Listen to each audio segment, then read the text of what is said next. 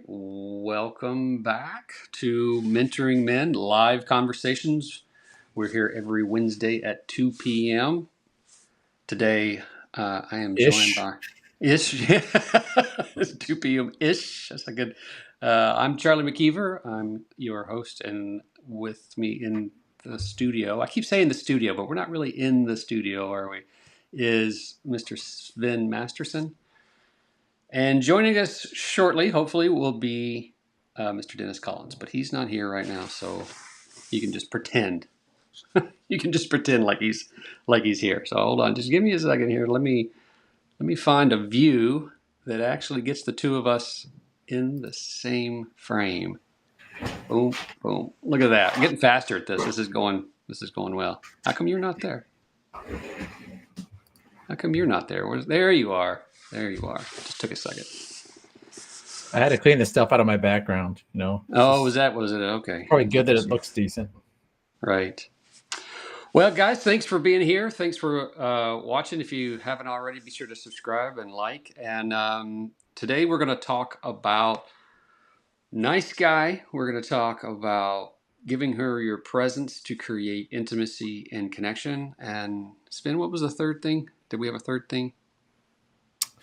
Specifically about addressing issues related to the holidays when your relationship is broken and how awkward and difficult and challenging that can be. Okay, there you go. Yeah, look there. Hey, there he is. I knew if we started that Mr. Collins would show up. I had a massage scheduled and it started a little late, and I just was a touch slow getting out of there. Is that why you're red in the cheeks? No, that's because I'm doing a chemical treatment, basically burning myself because of some precancerous stuff and because of the skin cancer. I thought it was to go with your Santa vibe lately. Well, I got the outfit. There might be some role play on Christmas Day. I'm just saying. All right. Well, speaking of that, we were introducing today's topics. We were saying we were going to talk about giving her presence, not presence, presence in order to create intimacy and connection. We're going to talk about nice guy. And Sven, what was the third thing? The holidays. How the nice guy handles the holidays, I guess. Yeah. So let's kick off with the presence thing, because I have a very recent example of this. In fact, it happened this morning. It's very fresh, and I think it's interesting. To set the stage here, my wife is going through menopause. We talked about that in the last live conversation that we had last week. So if you have an interest in menopause and you haven't seen that already, go over and check out that conversation, because we talked about sort of the symptoms and how it affects the relationship and that sort of thing. But so my wife's going through menopause, and she's been just kind of, emotional, moody, quiet, withdrawn, and, just sort of sad. And of course, the old me would have been super nervous about that, would have assigned meaning to that, and would have taken it all personally and all that. But now I'm just like, okay, she's experiencing something. She's going through something. So I just give her space. I try not to overwhelm her. And I certainly don't say, hey, let's have a conversation about what's going on with you, right? I just kind of like, I'm there. I'm supportive. If you need anything, I'm here for you. But, leave it. And she loves it. She loves that. It works great. So this morning, though, I do want to ensure, and this question came up on a coaching call this afternoon. How do you know when you're like not connected enough? How do you know like when you've pulled away too much, right? How you've given her too much space, and now you're messing it up in the opposite direction, so to speak, right? And so this morning I wanted to spend some time with my wife to let her know that I value her, that I wanted to connect to her, but also recognizing where she is right now, didn't want to overwhelm her. And so I got my coffee, I sat down at the breakfast table, and I told her what I wanted. I said, I'm going to sit here and drink my coffee and go through some of these YouTube videos that I'm doing some camera research on. And you're welcome to join me. I would love to have your company this morning, right? And I said, and if you got something else going on, that's okay too. And she said, that actually sounds great. And so she made her coffee. She sat down, and I honored that peace and quiet, and just sat there with her. Didn't say anything, didn't do anything, didn't perform, didn't tap dance, didn't jump through hoops, right? And at some point, because she was, waking up and kind of like starting her day and all that. At some point, she actually turned to me and said, "This has been lovely. I've really enjoyed this." And I said, "Good," and went back to just being there. So I wanted to bring that to the table and talk about how important it is for us to be able to give our gift of presence without feeling like we have to perform or tap dance or do something in order to earn her approval. What do you guys think of this? I got a couple thoughts right away from hearing you share this story. I think a lot of men confuse and then conflate giving a woman space with giving her a different proximity or not giving her presence. And most women, when they say they want some space, are not asking for less proximity necessarily or more physical distance. It could be, but what they're asking for is a release of pressure. And if you're a high pressuring man, and I'll talk about what that is in a second, then your proximity is a problem, and so is your presence. And so most men, when they hear a woman wants space, they try to create like physical distance between her. And that's reasonable. We don't necessarily know what this means when we're told. But then you run into the problem, like this person you talk with, Charlie, today, and I have this conversation a lot with men about like, well, what if I give her too much? Well, if you understand that what a woman wants space from is pressure, you can't give her too much pressure release. Not negative pressure. You can certainly not have positive pressure, which is different, right? But so for the guy watching who's like, hey, this is me, the thing you want to focus on is that when a woman says she wants space, she wants the release from pressure. And what creates pressure for a woman in a relationship is your expectation that she is going to fix everything that causes you pain, that she's going to take the relationship somewhere great, that some sort of change in her is going to make you happy, that something that will take place in her is going to increase your well-being. And that's a response to a man who sits there like a salivating puppy at the dinner table, ready to be thrown a crumb from the dinner plate. And it's that kind of thing that women will say, hey, I need some space, because the space is from expectation, entitlement, demand, neediness, needy energy, this kind of stuff. Yeah. But it doesn't mean you have to go somewhere else. In fact, I tell guys all the time, like a lot of men hear this and they say, okay, I'm gonna go to the pub around the corner, and they're there for 2 hours watching their watch. Like, is it time to go home yet? It's time to go home yet? And they're like, I'm giving her space, but they're not even present where they are because they're anxious. And it's that general anxiety that a man has that is what a woman wants relief from, because his anxiety, at least the kind of guys we'll often talk to, in his mind is fixed when she changes, or when she does a new thing, or when she comes back toward him, or when she has a determine the relationship conversation or something like this. And if you understand that that's not what she's asking for, you could do yourself a big favor by understanding you can still offer a partner, and really any human, lots of presence and proximity, but it needs to be that your energy is flowing the right way. What do I mean by that? Is that when we're properly aligned as humans, energy should flow outward in a man. Mm-hmm. It should be like, here, I have something to share with you, not something to take from you. And it's the take from you that is going to make most women just crazy, especially mothers who are getting that kind of pulling energy from children all day. When we have this kind of like, when are you going to feed me? When are you going to take care of my needs? It just like, that's what we want to get away from. Yeah, So yeah. A lot of times, a young mother will be touched out. Oh, big yeah. time. She's oversensitized.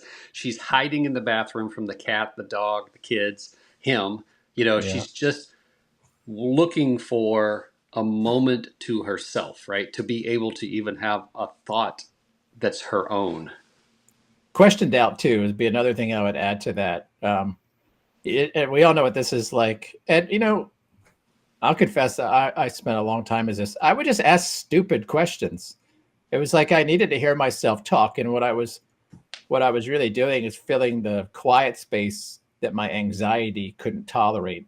And how was your day? What are you doing? What are you doing? And my wife would just be like, she'd eye roll, and I took it as contempt, and then I'd get upset. And I didn't understand that I was really asking, are we okay, in a roundabout, nice guy, discreet way. But also she's busy. Like, I'm walking into her domain, her territory, what's going on in her life.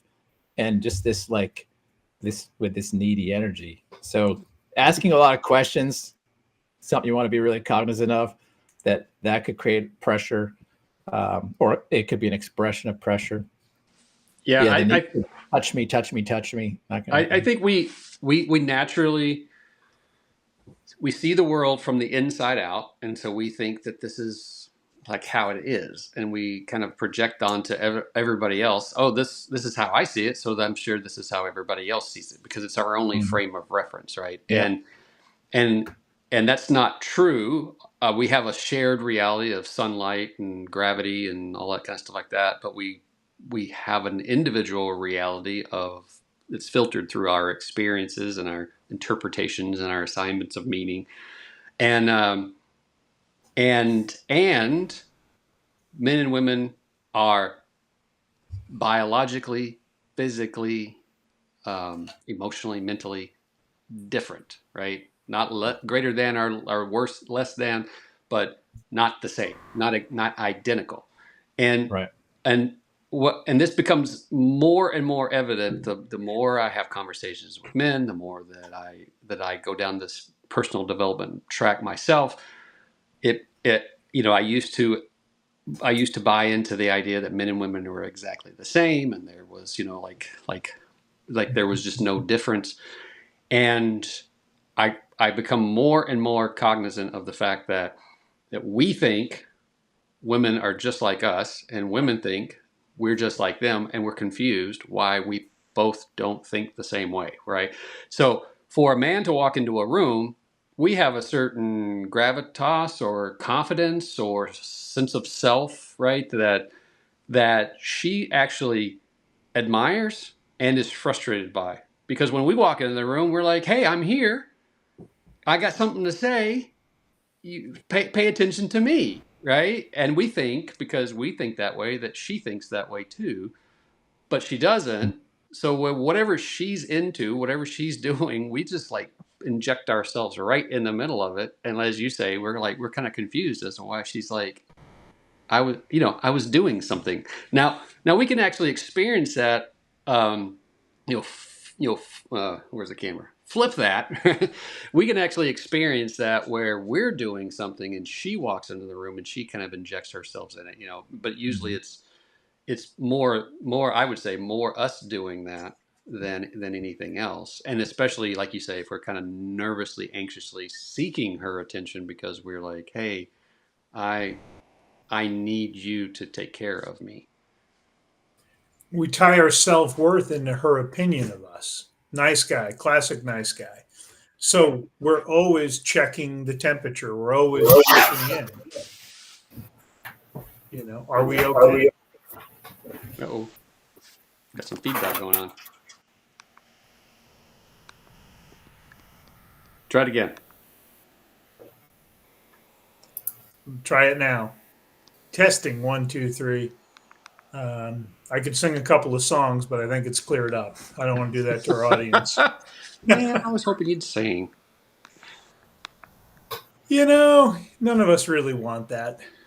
Yeah, it is. Let's It is be kind of how honest. the nice guy do, though, right? We attach her um, opinion of us to our sense of self, and then we're like, hey, I need you to approve of me.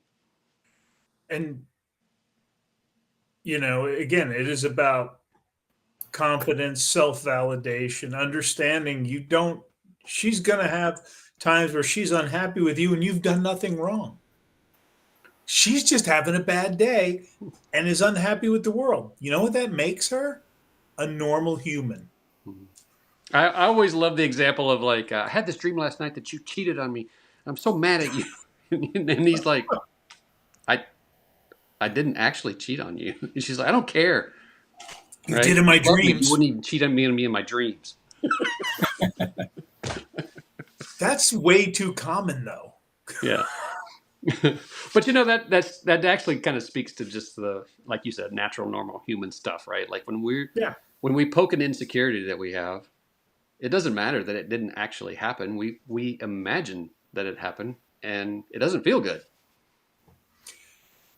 Here's the difference I've experienced from being a needy nice guy, which I've had my share of that, to now confident and the opposite of nice guy, grounded, confident.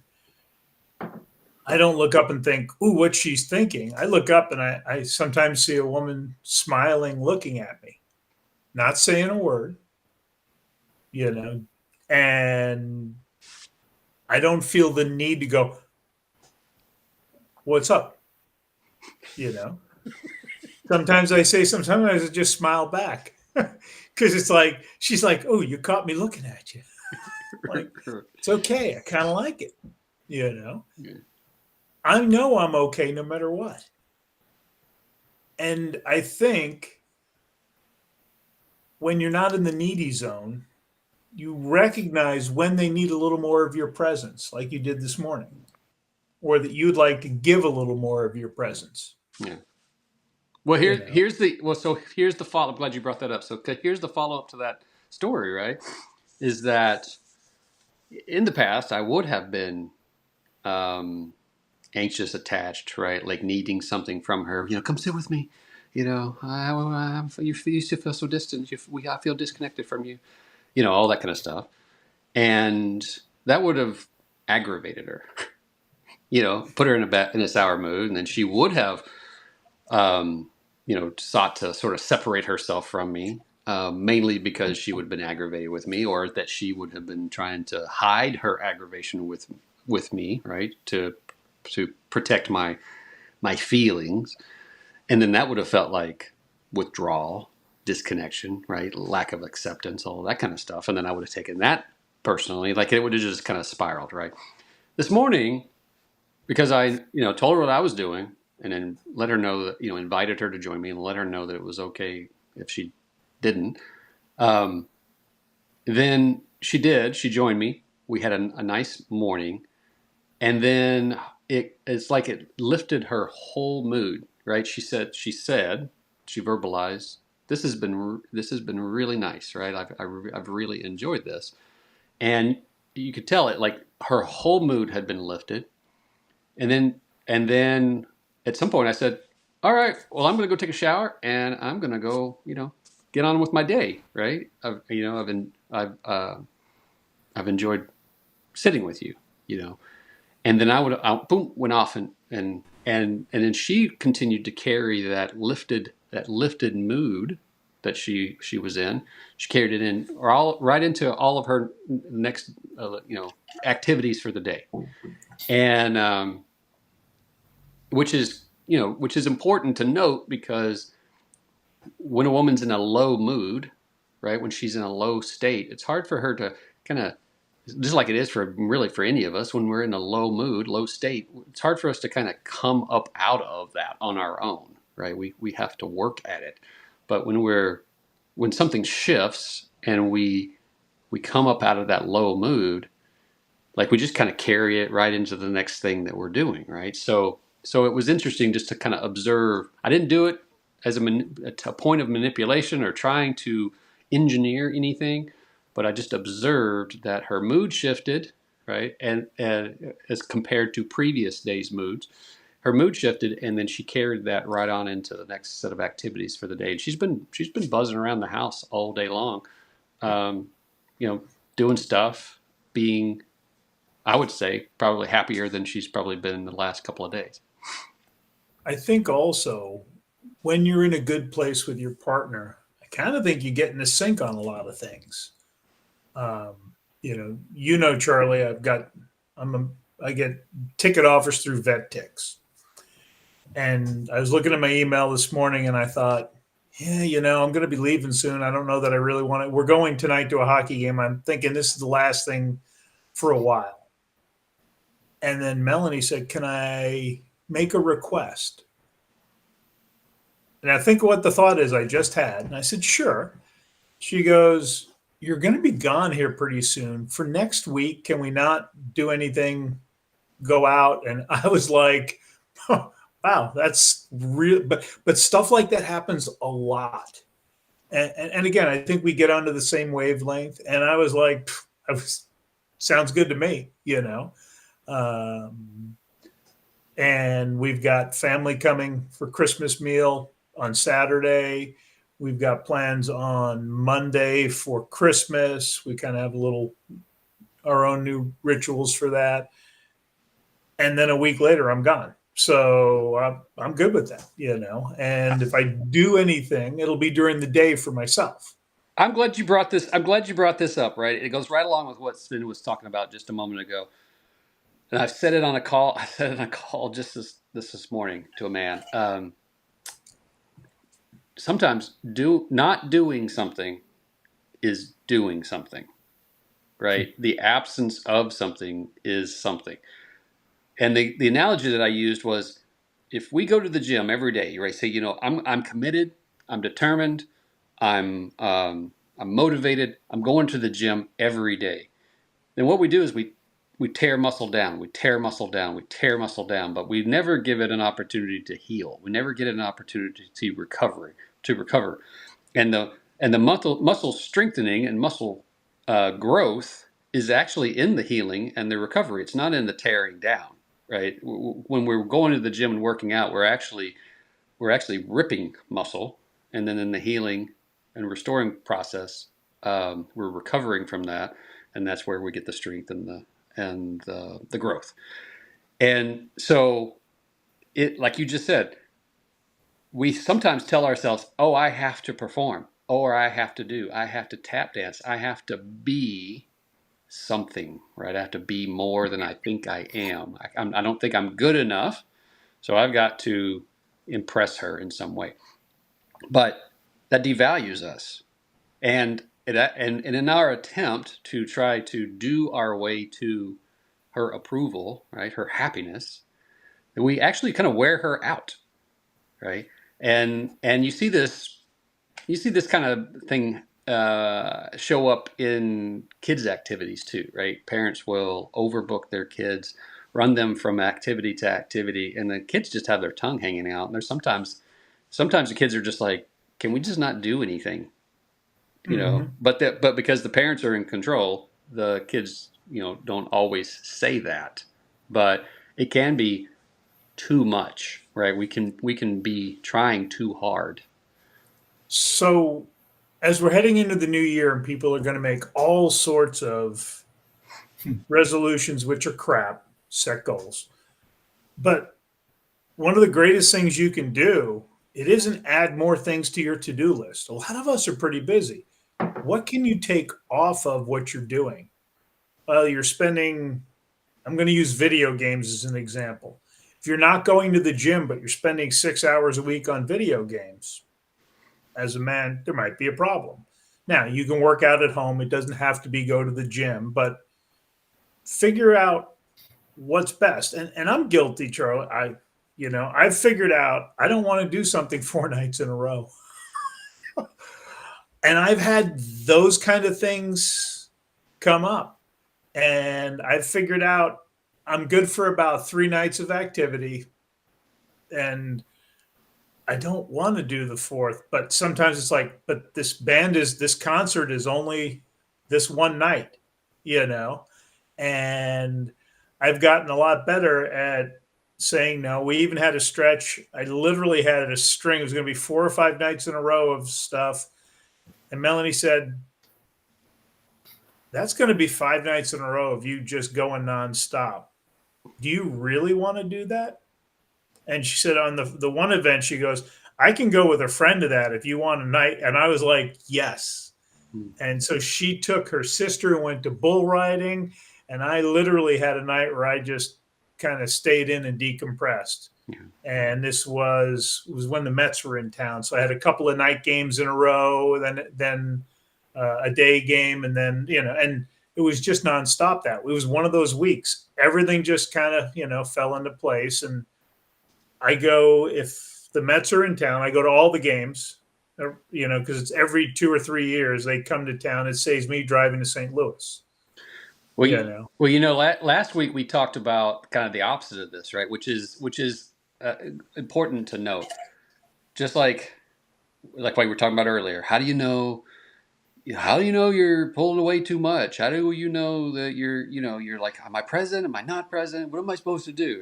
Guys, sometimes we want just give me the formula, man. Just tell me what I'm supposed to do. I want to check the boxes. And it's hard to know sometimes, right? It's hard to know. And this is what we work with men with is to be attuned, is to know themselves, right? Is to be authentic, is to lead themselves so they don't have to try to take her temperature and figure out, what's going on. But last week we talked about the opposite, which is, he works all week. He's tired. He comes home. He just wants to lay on the couch, watch TV, and she's dying to get out of the house, have a break from the kids, and do something. So it is possible to swing the opposite direction and not do anything, and then have her kind of just get into this malaise, this funk of like, this is all there is, and I'm bored, and just kind of normal human stuff. And but in keeping with today's conversation, redlining it all the time can be overwhelming too.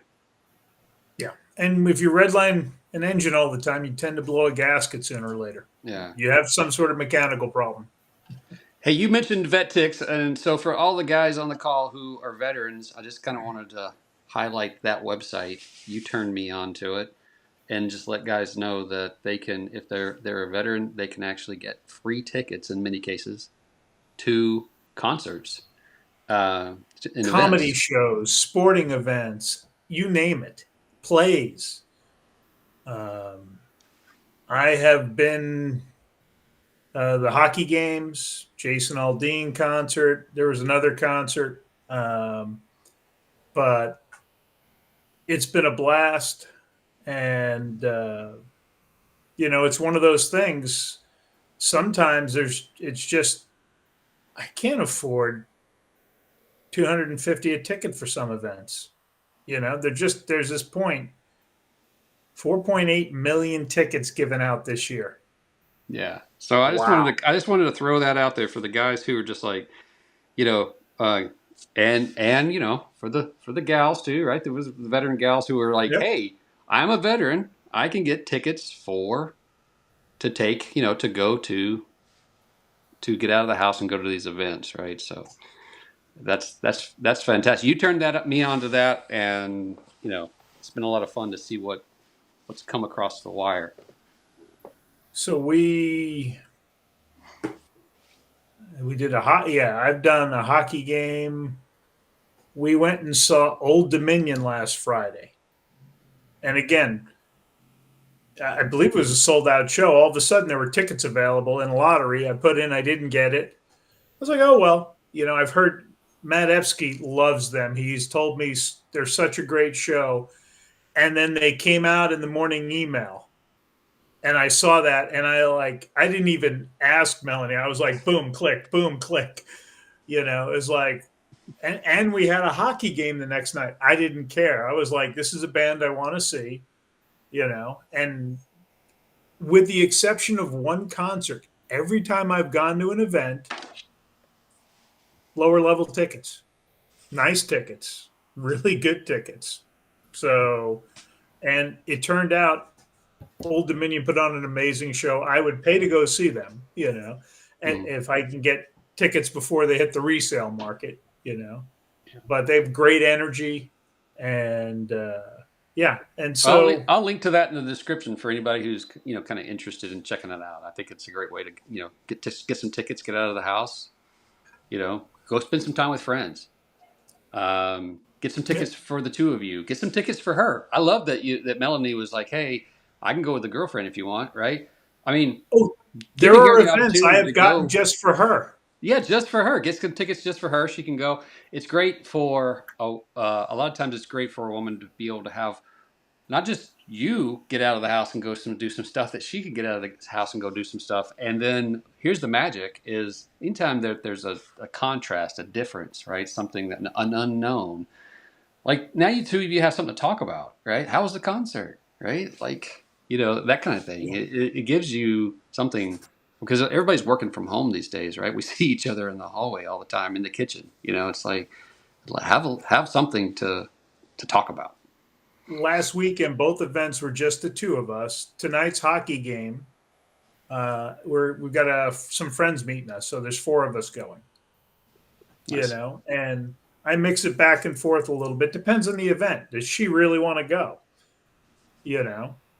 And there's times she's like, I'm not really interested, but it's something I'm interested in. I'm going to go because I can go do things with buddies or by myself, Yeah.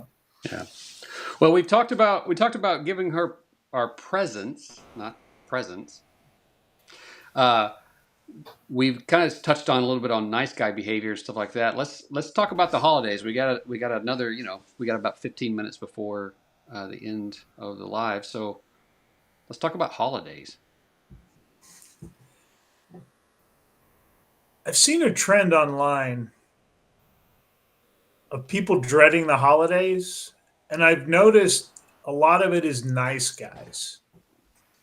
Because the complaint is, I do everything for her, I do everything for the kids, and nobody does anything for me.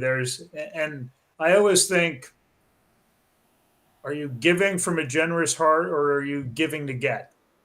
Yeah, I would add in a category into that of also guys who are freshly separated or are getting a divorce during the holidays, right? But under the I think you could have a little less optimism that year. Yeah, I know we're kind of talking about nice guy, but definitely that kind of falls under the same category, right? Where guys are like, should I get her a present? Yeah.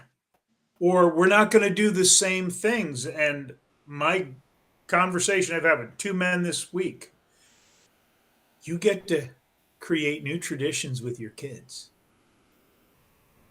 What do you want to do?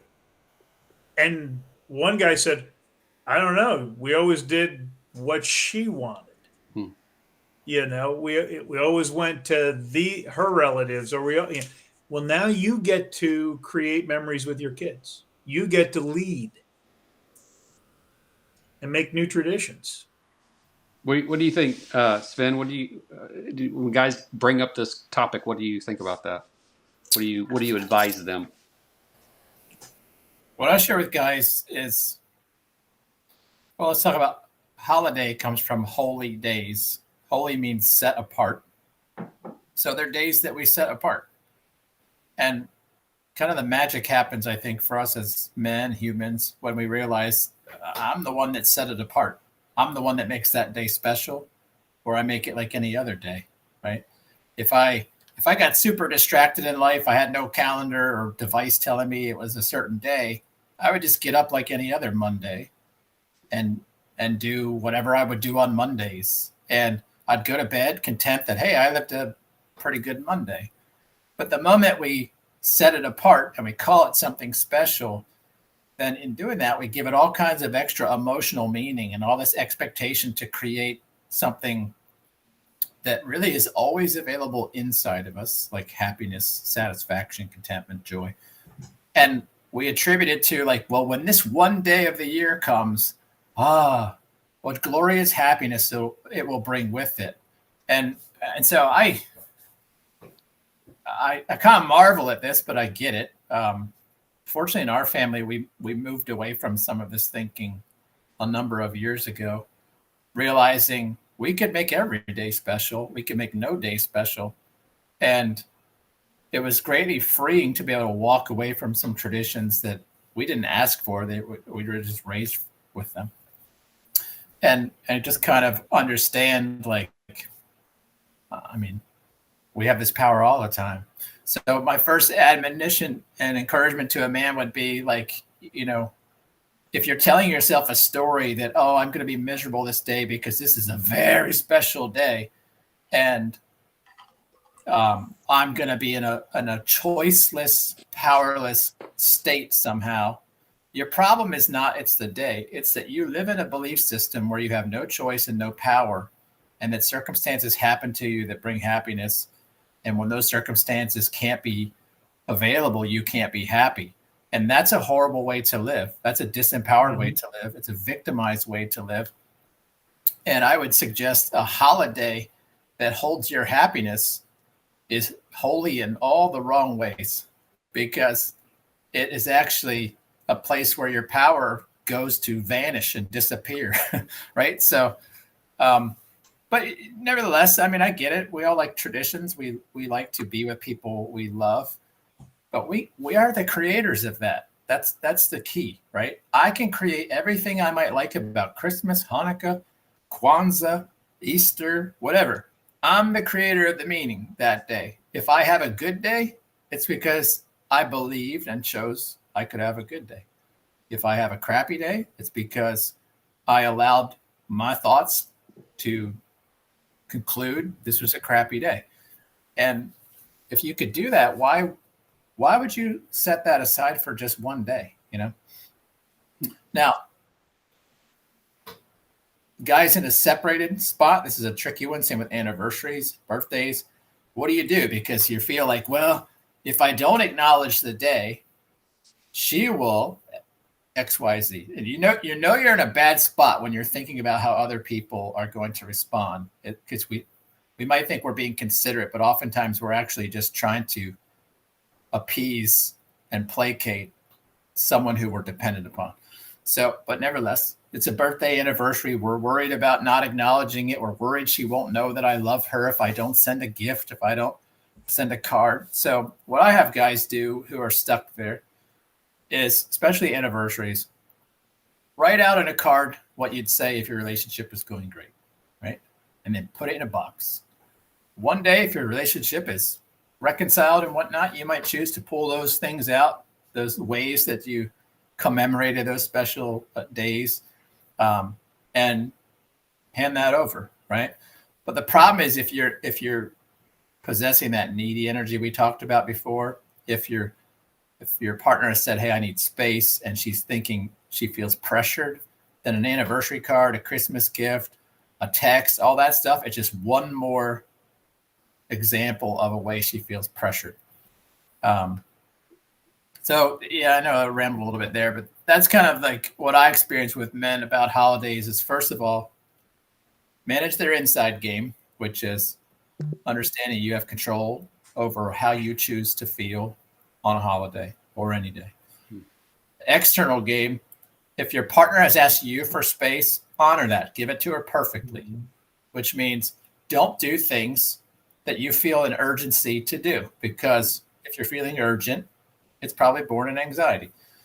If it's in your heart to be generous, if you're like, hey, I'm a generous guy, I would give gifts to this woman if she's my partner or if she was the male person, then yeah, do it, whatever. If you find yourself worried about how the other person is going to respond, it's a good indicator that you're not giving in the right energy, because true generosity is not concerned with how people receive it.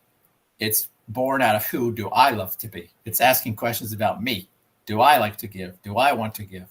Will I enjoy giving? Not like, well, what will the person think if they do this? Well, if I chose that wrapping paper, they're going to think, like if you're doing all that, you're up in your head, you're anxious, and that's a bad energy to work from in a relationship. It's been couple of things come to mind. One is, you're talking about if we want to experience it, we have to create it, right? We have to put it in the work. We have to take some kind of action. First, that starts in the mind, of course, like you said, right? So it's based, we got our thoughts, but but everything starts out first as a thought: a road, a building, a bridge. It starts out as a thought in the mind, and then it becomes a thing through action. So, so for me, I like putting lights up on the house. I like putting a tree in the living room for Christmas, right? Now, not everybody celebrates Christmas. That's not what I'm talking about. What I'm talking about is I like Christmas for these things, and I do those things in order to, like, when I come down every morning and I turn on the Christmas tree, it kind of lights up the room and have all these little colors, and I'm like, oh, I like this. This feels good, right? So, the day could go by, the whole month could go by, the season could go by, and I could not put lights on the house. I could not put lights on the tree. But then if I was like, oh, like it doesn't feel the same. Well, yeah, because I didn't show up for it, right? I didn't show up for myself. And so that's the first thing that kind of comes to mind, right? Is if we want it, we got to create it.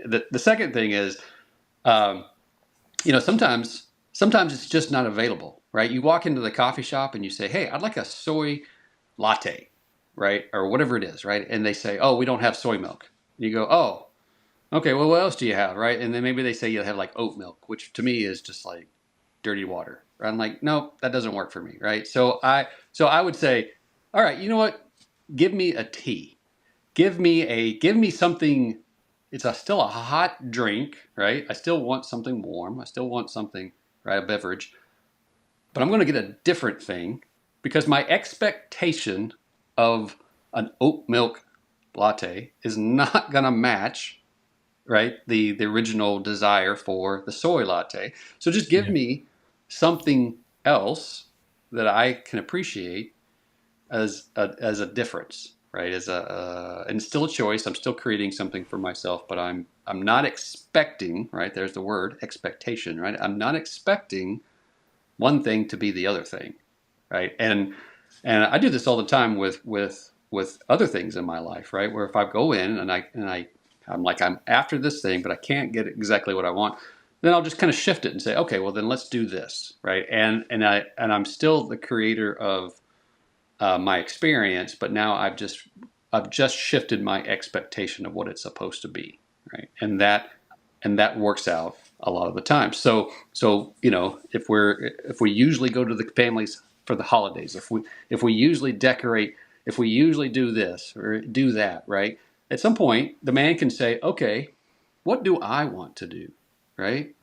What do I want if he's in his own apartment, if he's in the house by himself, right? At some point he can say, what do I want to do, right? Do I want to put up the tree? Do I want to put out, play music? Do I want to go to the grocery store and buy the usual treats that I might like to experience, right, during this time of the year?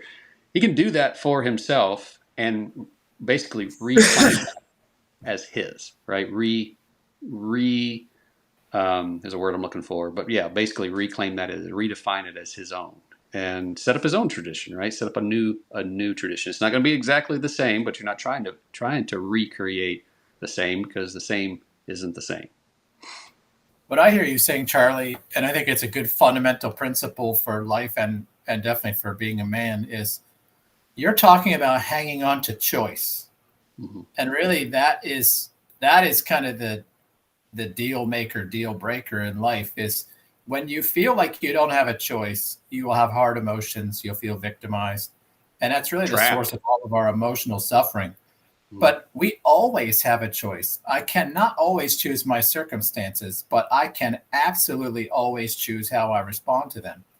And when we don't understand that, and we relinquish to our thoughts our capacity to choose, we suffer, right? So maybe, especially if I'm recently separated, maybe I'm nesting, maybe I'm in an apartment with absolutely no warmth, no decorations, because my wife recently said I need space or I want a divorce.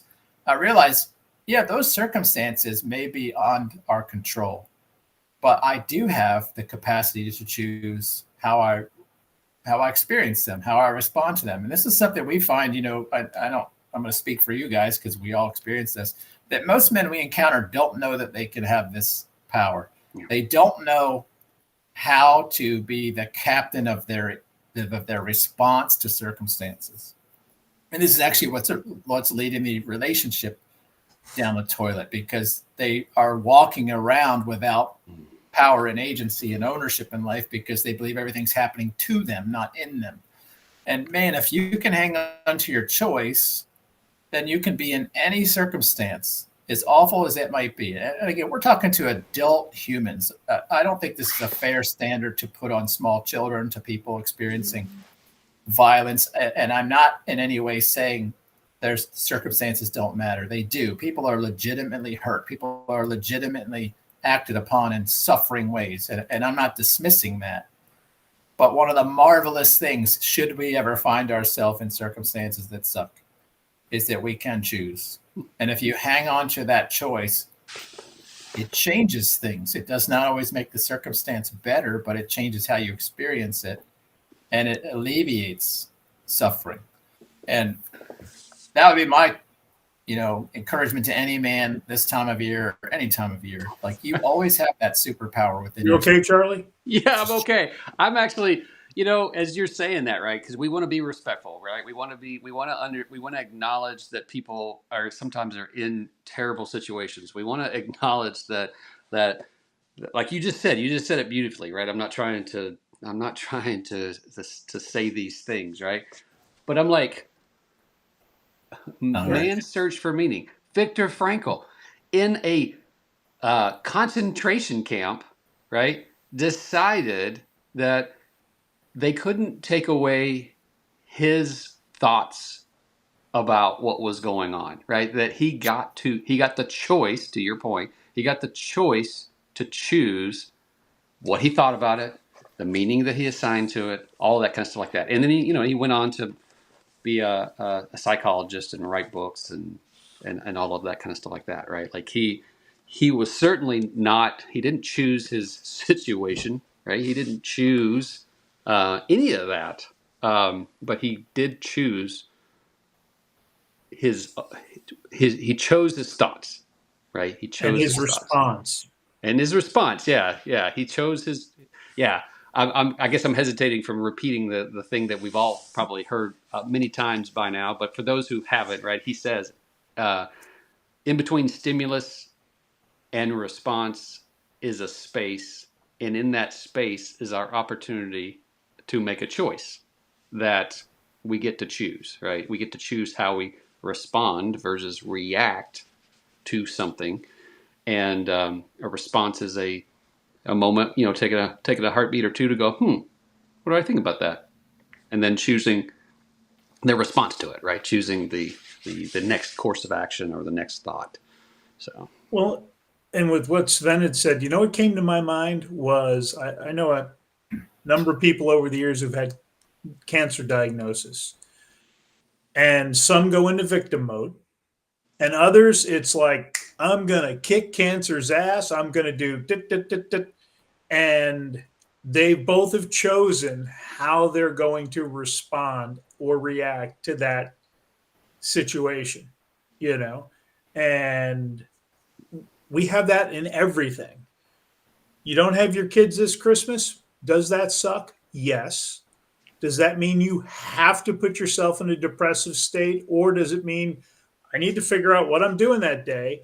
And any brother on here who's watching this, if you know somebody who is separated or newly divorced, did you invite them to your Christmas dinner?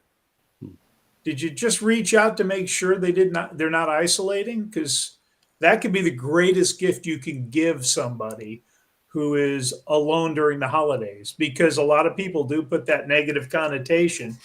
But an invite, I love when you ask a brother and they're like, I got a couple of invites. I'm trying to decide what I'm going to do. That's like the best answer in the world. You said have to a number of times. And, that's always a word I listen to with men with men on sessions, because a man who is stuck in this way of thinking is using a lot of choiceless language.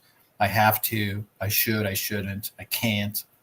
And it's indicative that he's living in this story. And I think it's worth saying in this, while we're on this topic, that really a common denominator in the men that we encounter who have failing marriages is that they live in this state of mind in life in general. They tend to live in I can't, I have no choice language a lot, which leads to nice guy behavior and whatnot, because they live in a set of stories and beliefs where what they want and need and desire is outside of their control.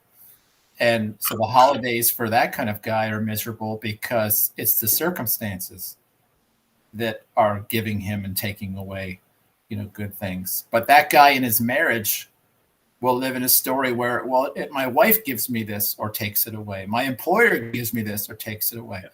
My kids, behaving gives me this or takes it away. And that guy is a disempowered man. And I'm not saying that in a way to shame him, but when we live in a state of powerlessness, we're not attractive. And when we're not attractive, and we're powerless, we have like a two-pronged problem.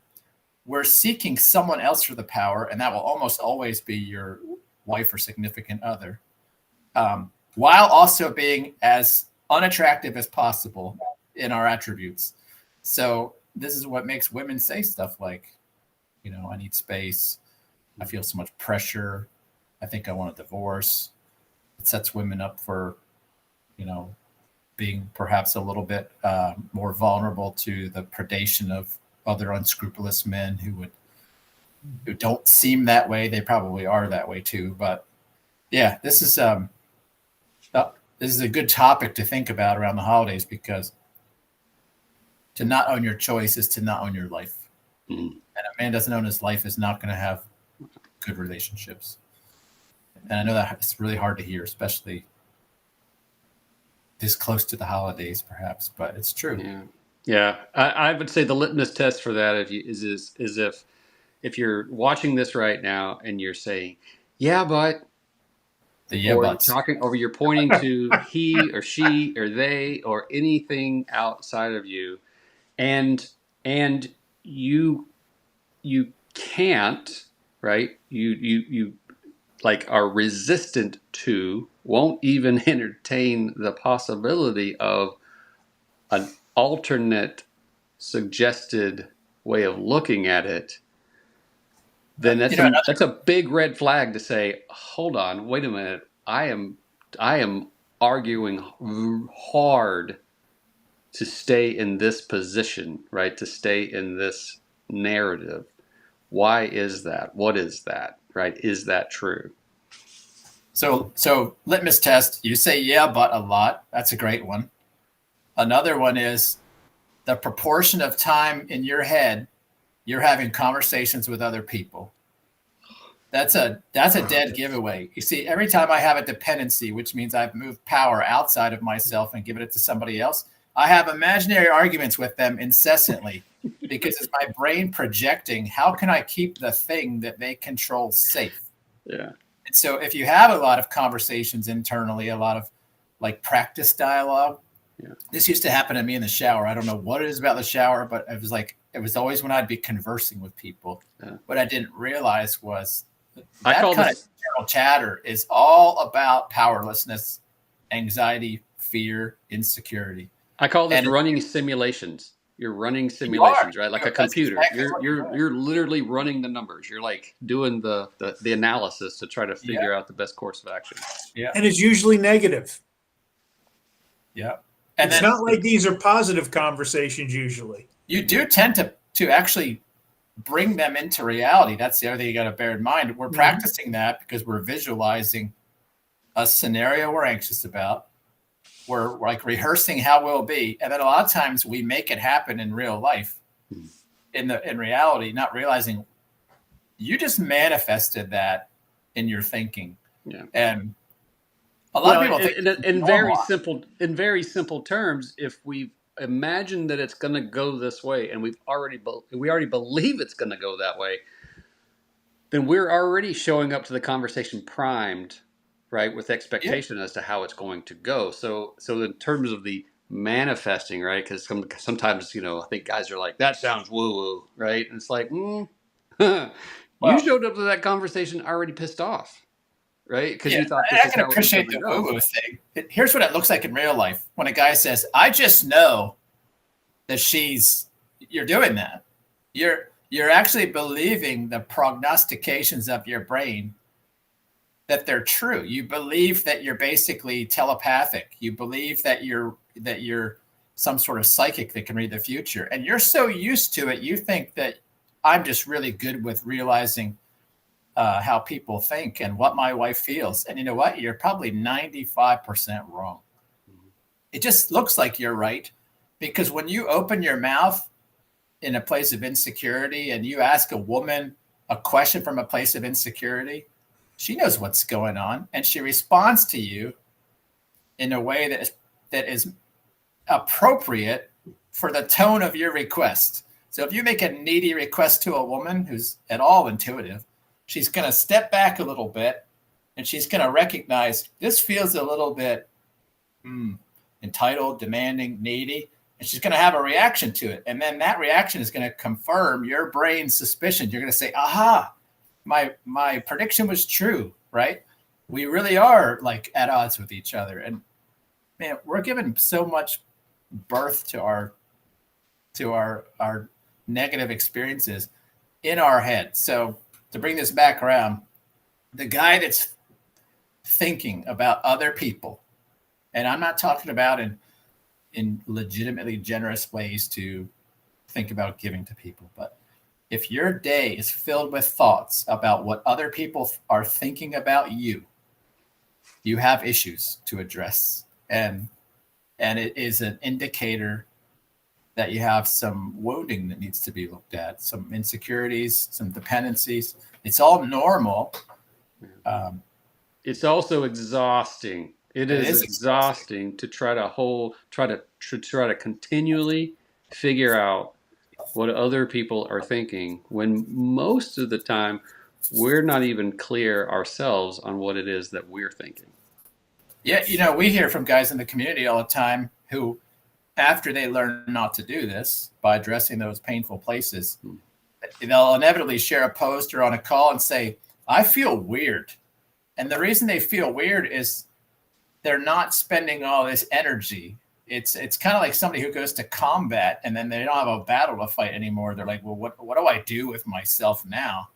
Like, I have all this time and energy and like, I don't know how to not be in a war. And it is kind of a PTSD experience. So what men we work with have been giving so much energy to managing how other people see them, and that goes away. They really don't know what to do with a surplus of energy and time. The good news, though, is that that's when men start asking pretty good questions like, what is my mission and purpose in life?